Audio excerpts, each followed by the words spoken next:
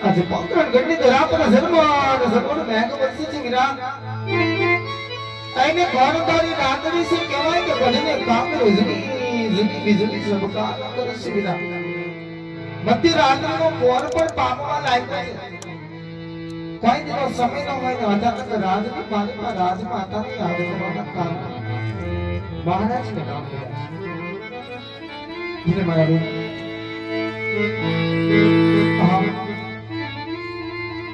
કે આજ મળીને આવીને ઘણા વર્ષોના વાડા વ્યાગ્યા પણ કહેવાય કે મારા નાથની આંખની મારી પાસે કોઈ કાઢો એ તો આંસુ પણ તેનું નથી જોયું કે આજે રાજમાં ભગ મુક્તાની સાથે મારા નાથ એક એની પતિવ્રતા નારીથી મુક્ત થયેલો પાસ આમાં ત્યાં કયા અપરાધ થયા છે કે આજ મારા નાથે મુક્તા અભોડા લીધા કે દાદો હું તો મુક્તાની સાથે મારા નાથ તાઈને નગરની વાડી ન્યાતા કોને અપરા ભેડ કીધા છે કે આજ મારા સ્વામીને એક આખી શ્રાવણ અને એક આખી ભાદરવો બની શકે કેવત બાકી નથી ને કે એક પતિવ્રતા નારી પોતાના પતિને ડગલે ને પગલે હાલવાની હોય છે તો આ આજે મારે સ્વામીના સર્વમાં નમન કરી બની શકે તો હૈયાનો ભાવ ચાલી હૈયાનો ભાર હળવો કરી